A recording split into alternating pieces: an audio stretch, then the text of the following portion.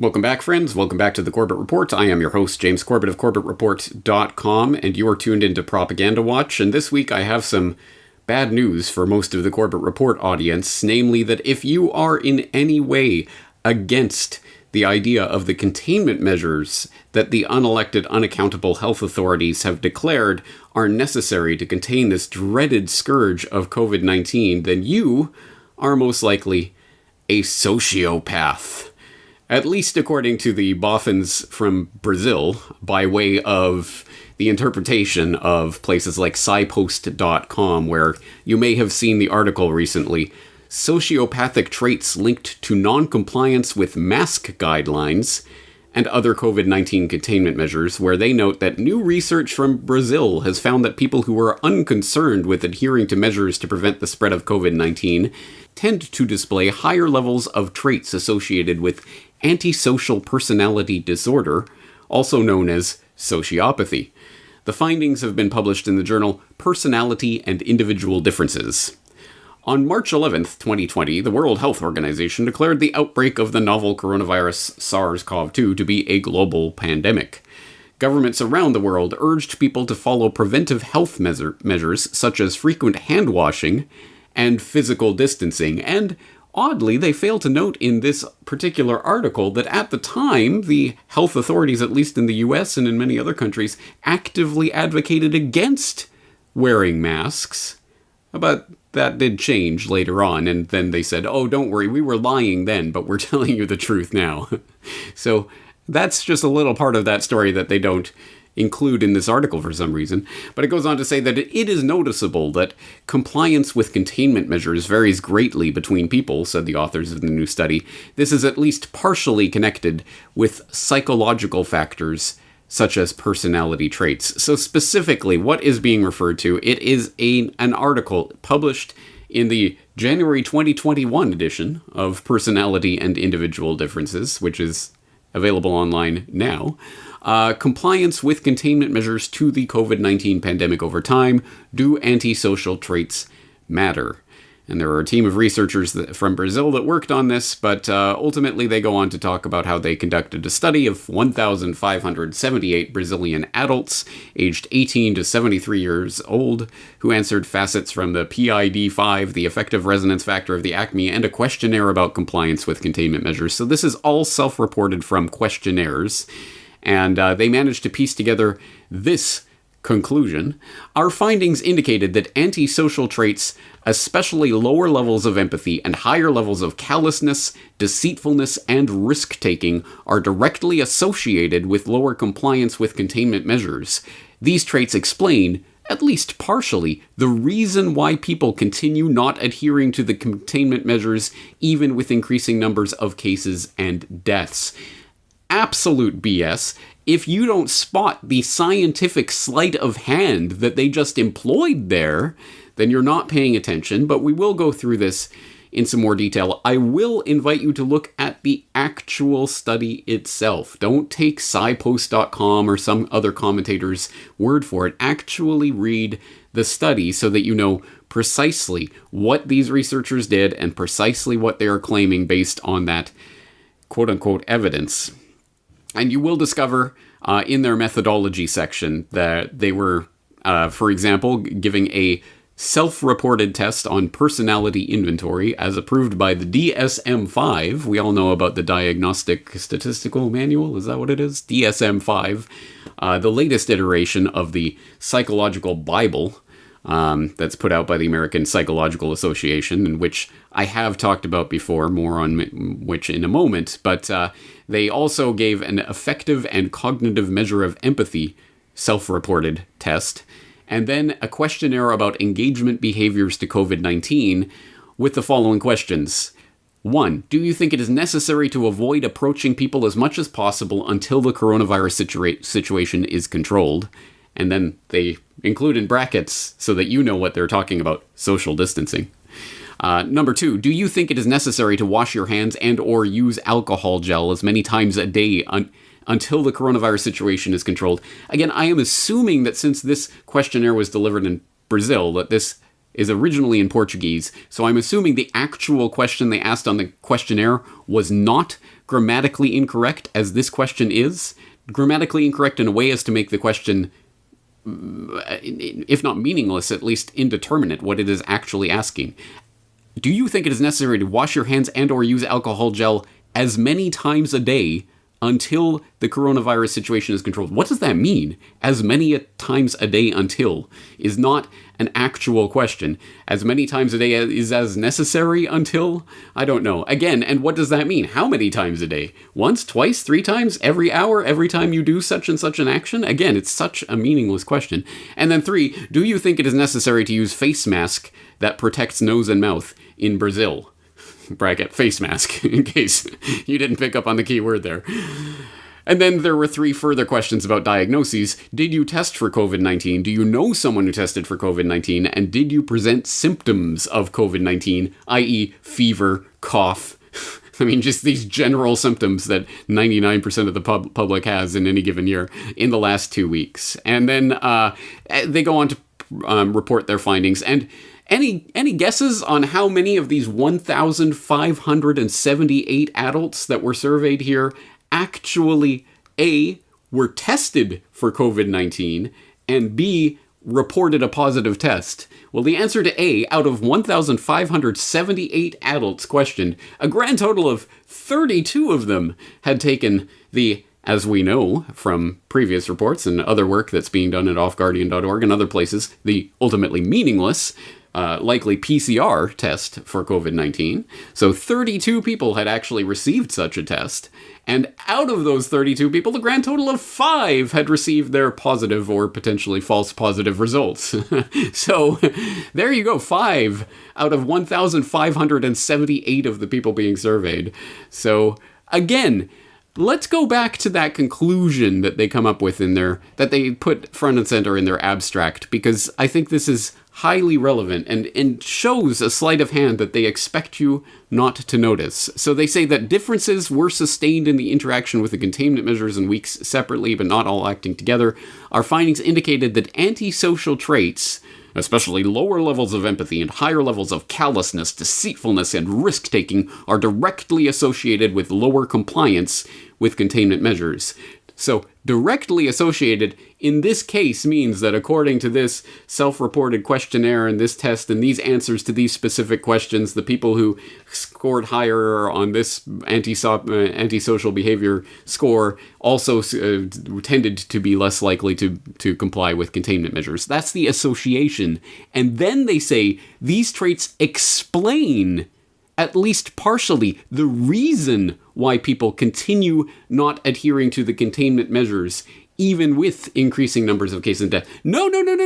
This does not explain. This is correlation. This is not causation. You have to go a good deal further to discover causation. So one example of an alternative explanation as to the reason why people continue not adhering to containment measures, it might be because, for example, out of 1,578 adults that you asked about this, a grand total of 32 of them had been tested and 5 of them had received a positive result. How many of those positive results were in the hospital in ICU on ventilators? I'm going to venture to guess 0, right? But at any rate, probably not all of them. So out of this incredibly vast sample, you have a tiny sliver of a fraction of a percentage point of people who had even been tested, let alone tested positive for this illness. And people are supposed to be deathly afraid of this and rigidly adhering to all of the containment measures that they're told by the health authorities. And the only reason why they do not do that, the only possible explanation that we can possibly imagine as to why that is because they are sociopaths. I think there are other alternative explanations. And here's the really baffling thing about this, and one of the important reasons why I do say that you should go and read this actual study. Highlights. There's this little info box of highlights of the study at the top of the page here. And the third highlight is of particular interest to me because it says, quote, "The increase in COVID-19 cases in the country are not associated with people's adherence to containment measures. What? Hold on. Read that again. The increase in COVID-19 cases in the country are not associated with people's adherence to containment measures. Wait, what is that saying? I believe I am interpreting that statement, and perhaps I am misinterpreting, but I again, perhaps English is not these researchers' first language, so perhaps they are incapable of saying what they're trying to say. But it certainly sounds like they are saying there is no correlation between adherence to containment measures and the increase in COVID-19 cases, i.e. the containment measures are not proven to actually do anything. Now, the strange thing about this is I have had a glance through this study, and I do not see anywhere in the study where that particular highlight is actually discussed. So, I invite you to go and read through this. If you can find what that precisely is referring to in this study, please do so, and please point it out to us in the comments section at corbettreport.com, because that doesn't make any sense, especially in terms of the study itself. Again, the only reason why people might not comply with these containment measures is because they're sociopaths. Oh, and by the way, the containment measures aren't associated with aren't in any way correlated to the increasing numbers of cases. What? Again, it's statements like these that don't seem on their face to make any sense, and then unwarranted leaps that are then unquestioningly and unproblematically reported by scipost.org and other such websites. So there's a lot going on here, but I will actually direct you to the science subreddit, where, as you would expect, all of the top comments are all about, oh, these damn anti-maskers, they're all sociopaths, but we already knew that. These are horrible, deceitful, risk-taking people that don't care about, they don't have any human empathy, blah, blah, blah. But if you actually scroll all the way down and click to load more comments and scroll all the way down and scroll about as far as you can go, you start getting into some comments that are actually worth reading, including ones that call into question some of the very basic premises of the study. For example, Poke the Lady has this comment: "Not sure I agree with this headline in consideration of the study. 3 questions assessed adherence. Do you think it's necessary to avoid approaching people as much as possible? Do you think it's necessary to wash your hands and or use alcohol gel as many times a day? Do you think it is necessary to use face mask?" These questions all ask the participant their opinion. They do not ask the participant what they have or will do in the future. An individual can disagree with the merits or necessity of a policy and still follow that policy, either through the weight of government mandate or public peer pressure. Reading this study, I think the headline should switch non-compliance with disagreement. So that's one valid point about the way they are interpreting the results of this questionnaire. Pomyao 2 points out what I just noted there in the highlights. Also from the study, the increase in COVID-19 cases in the country did not seem to be associated with people's adherence to the containment measures. So what's the point of the containment measures? Notes R-squared values are extremely low. Again, there are some other... The fallacy here is their failure to address the obvious. Sociopaths tend to be non-compliant in general. Well, there you go. Sociopathic is not an academic term. More importantly, it is not the same thing as antisocial PD. Shame on this website for using them interchangeably. Again, more people pointing out that this is correlation, not causation. There's actually some pushback in the comments again, buried way down at the bottom once you get past the circle jerk at the top. But it does show that there is some degree of critical thinking and skepticism going on with regards to studies like these, and that no, you are not necessarily a sociopath because you dare to question the rules and guidelines set down by the unelected, unaccountable health authorities that, oh, by the way, are sometimes lying to you for your own good, as Fauci and others have admitted, and as I have played on the Corbett Report here in the recent past. So let's address the bigger question and the bigger problem here, because this does actually present a potential nightmare scenario that is laid out in this article itself, where the researchers in the scientific article, where the researchers say that our findings can be used for public health policies. For example, through screenings that demonstrate an elevation in these traits, interventions can be carried out aiming at greater awareness and consequent compliance with containment measures. We suggest that further studies be carried out investigating the interaction of these traits with other variables. Now, if you read that paragraph and shivers did not go down your spine, then either they have succeeded in cloaking the horrific nature of what they're proposing there in suitably academic, jargony, cushy language that doesn't feel so particularly pointed, or you are not paying attention, because what is being said there is that, well, if the public health authorities in the new biosecurity paradigm start implementing screenings for these sociopathic traits, and we identify you as one of these non-compliant individuals, then we could take certain interventions to make sure that you comply or are more likely to comply with these containment measures for your icky organic body. Now, again, there is a long and very disturbing history to this type of psychological intervention for political dissent,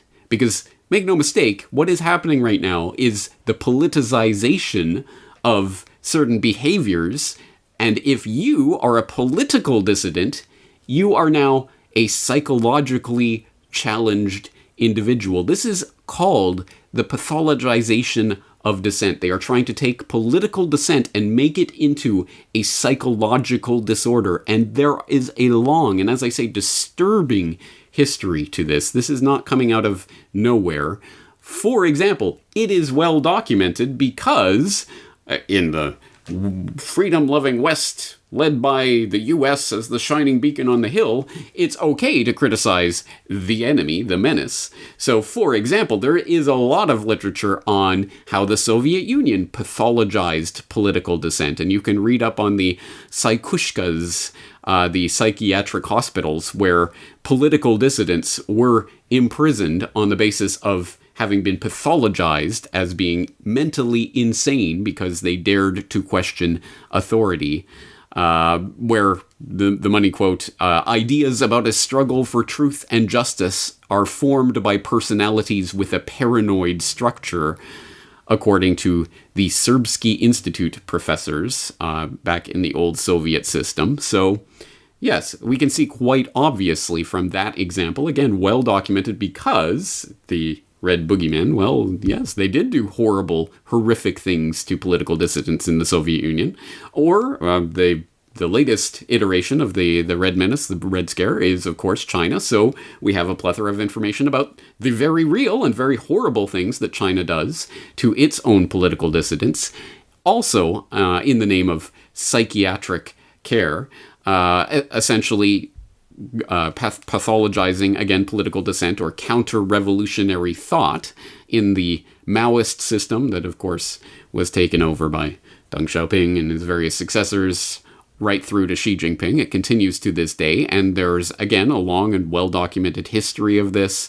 For example, Robin Monroe has written on this subject, and it's been covered by Human Rights Watch and other organizations like that are perfectly fine with talking about abuses, well, over there, not so much over here, but of course, the over here is exceptionally important as well, and has been documented here and there. For example, you will recall that I have talked about on Propaganda Watch before the idea of psychologists having been important in implementing the torture program that the CIA used in the wake of 9/11, and which was exposed years down the road, years later. But yes, psychologists were employed to strengthen the measures that were taken in the CIA torture program, and that has been covered here and there. For example, Physicians for Human Rights had a report on aiding torture in 2009 that covered some of the human rights violations that were demonstrated in the May 2004 Inspector General's report on the CIA torture program. So,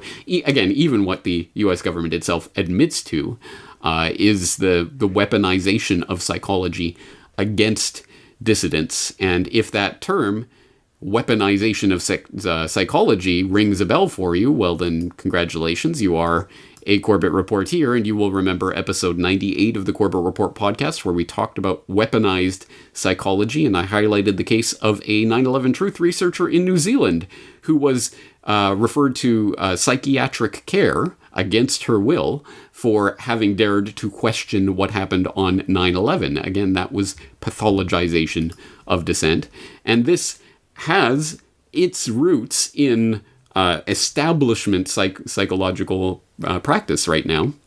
Something that I've been over on this program a couple of times with Dr. Bruce Levine, perhaps most notably back in interview 474 on the anti-authoritarian mind, where we talked about the DSM-4, again, the psychological Bible, as it's called, and its pathologization of dissent under the guise of oppositional defiance disorder. If you're a child and you don't like to do what you're told at all times, you are an oppositional defiance disorder sufferer, and I'm sure there are many medications that we can prescribe for you for that, right?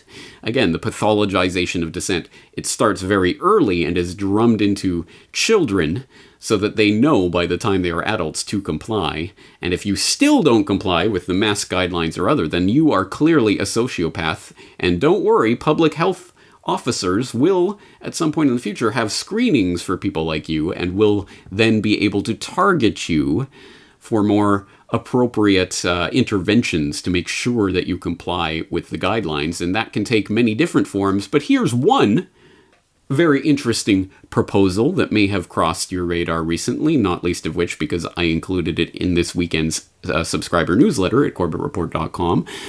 But it is an article from a professor, an associate professor of medical ethics, i.e. a bioethicist, who I will not even bother to name by name because I think this is a clickbait article designed to generate controversy, to generate more publicity for this particular professor. But what he is saying in this article is chilling, and I will provide the link if you are interested in reading it for yourself, as always. This is from theconversation.com, just posted up a couple of weeks ago. Morality pills may be the US's best shot at ending the coronavirus pandemic, according to one ethicist. Quote, COVID-19 is a collective risk. It threatens everyone, and we all must cooperate to lower the chance that the coronavirus harms any one individual. Among other things, that means keeping safe social distances and wearing masks. But many people choose not to do these things, making spread of infection more likely. He goes on to lament the tragedy of the commons. Oh, well, if everyone shares the same pasture for their individual flocks, some people are going to graze their animals longer, or let them eat more than their fair share, ruining the commons in the process. So selfish and self-defeating behavior undermines the pursuit of something from which everyone can benefit, such as democratically enacted enforceable rules, like mask wearing and social distancing. Democratically enacted enforceable rules. What an interesting framing. And he goes on to say that my research in bioethics focuses on questions like how to induce those who are non-cooperative to get on board with doing what's best for the public good. To me, it seems the problem of coronavirus defectors could be solved by moral enhancement. Like receiving a vaccine to beef up your immune system, people could take a substance to boost their cooperative pro-social behavior. Could a psychoactive pill be the solution to the pandemic? Well, yes, he goes on to basically make the argument for that, based completely around this total pseudoscientific nonsense about the idea of some pill that's going to deliver some sort of moral boost to you, make you more altruistic and more giving and more generous and more cooperative, as if that necessarily translates into you will wear a mask. Because, again, the underlying premise of this is that wearing a mask or whatever rule they come up with, you have to touch your nose 5 times on Tuesday or whatever the health authorities say will protect you, you have to do. And you will do if you're an altruistic and giving and generous person. But wait, what if, for example, you have reason to believe that the social distancing guidelines that the health authorities are saying is total quackery, that you truly believe it's absolute nuttery to do that? Or perhaps even if you believe that it is adverse to your health. If, for example, you have questions about the, say, experimental mRNA vaccine that they're going to unveil on the public in the next few months, and they're going to say is the answer to everything. If you have genuine concerns and questions about the health, safety, efficacy of such an intervention, such a treatment, does it make you sociopathic for refusing it? Does it mean that if you took some sort of imaginary, which doesn't exist anyway, morality pill to boost your cooperativeness and your generosity, that would make you then get the vaccine that you think doesn't have any basis in actually helping you? No, of course not. Again, this is all predicated on the absolutely completely stupid and gibberish notion that what the health authorities are arguing is what you believe and you know to be right and you know to be good, but you are not doing it because you just don't care about other people. Again, assuming that there can be no other reason for not wanting to follow these guidelines other than that you are a sociopath. So, again, I was going to say I don't think these people are arguing in good faith. It actually doesn't matter. Perhaps they truly believe from the bottom of their heart that the only possible explanation for not believing the unelected, unaccountable health authorities and every pronouncement that they make, even when they tell you that they have lied to you in the past, the only possible reason you could have for not believing them and not trusting them and not 100% going along with whatever they are saying today is because you are a sociopath. Maybe they really believe that. But I know anyone with 2 brain cells to rub together does not necessarily believe that. So I think this is an exceptionally important part of the biosecurity paradigm that we're sleepwalking into, the pathologization of dissent. We have seen it in the past, as I say, 9/11 Truth researchers and other people who have questioned the pronouncements of authorities have certainly suffered the problems as a result of that in terms of being psychologized, having their political dissent psychologized into some sort of pathology. But that is going to be employed even more strenuously in this new paradigm, which is all about health anyway. And if you're not going to take one for the team and do something for the good of society, even if you do not believe that it is good, well, we will make you believe it is good one way or another, i.e. we will find excuses to drug you up in whatever way we think is necessary in order to make you want to receive the vaccine. And I should note that, of course, bioethics should not be a neutral-sounding or even good-sounding term in your ears if you know the real history of that profession. If you do not, I will exhort you to read my recent article on from eugenics to bioethics, where I did talk about some of that history and some of the shady characters that are involved in bioethics, trying to convince you of certain behavioral changes that should be made for your own good, i.e. the good of the eugenicists.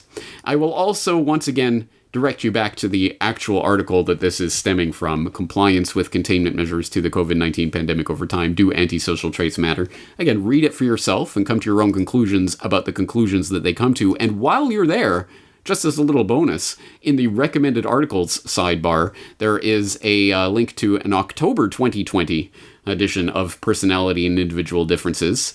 An article in that edition is The Development and Initial Tests for the Psychometric Properties of the COVID-19 Phobia Scale, where they propose in this study a novel type of specific phobia, COVID-19 phobia, which is an interesting idea and perhaps more based in reality than this idea that only sociopaths could be against mask guidelines and other such things.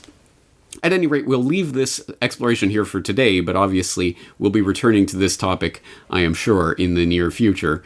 But I will, as always, put all of these links in the show notes so that you can go and explore them for yourself. There's a lot of very important matters that are happening right now. This is one of them. I will, as always, be here examining them with you here at CorbettReport.com. I hope you'll be here to join me for that. Until next time, James Corbett, CorbettReport.com.